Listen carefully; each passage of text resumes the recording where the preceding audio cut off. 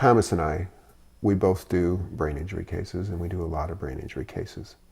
In the fundamental core of a brain injury case is you have to go into the courtroom and prove medical science and teach and prove medical science to the jury. How do we do that, Thomas?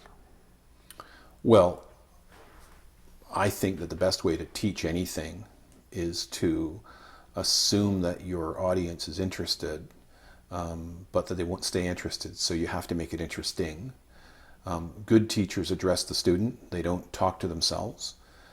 Good teachers make it simple. And by simple, I don't mean stupid. I mean simple. And you build on that. So I personally have never had trouble teaching the science or having witnesses teach the science to juries, because I know how and my witnesses know how, or they learn how to break it down into little steps. And the most complicated thing, if it's broken down into little steps and they lead forward logically, they're quite easy to understand. But, try to teach the rules of poker to somebody without teaching them step by step, they'll never learn. What are the expert witnesses you would use in a brain injury case? So for me, I typically want to have a psychiatrist. I often have a neuropsychologist because they can do slightly different testing.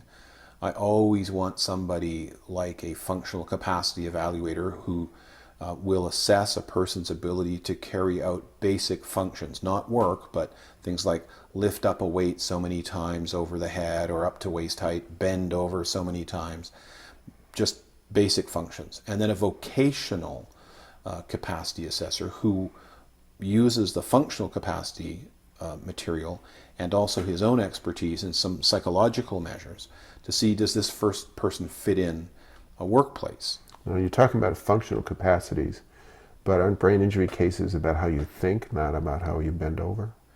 Well, most brain injury cases also include some sort of meat damage, whether it's a disc or a nerve or a muscle or a bone. What do you mean by meat damage? So nerves, muscles, bones, as opposed to the brain. But also, most jobs aren't just about can you bend over. A lot of jobs are about things like, can you bend over the right distance, the right number of times, in the right place, do it safely, not fall over because you have poor balance. All of these things people with brain injuries find difficult.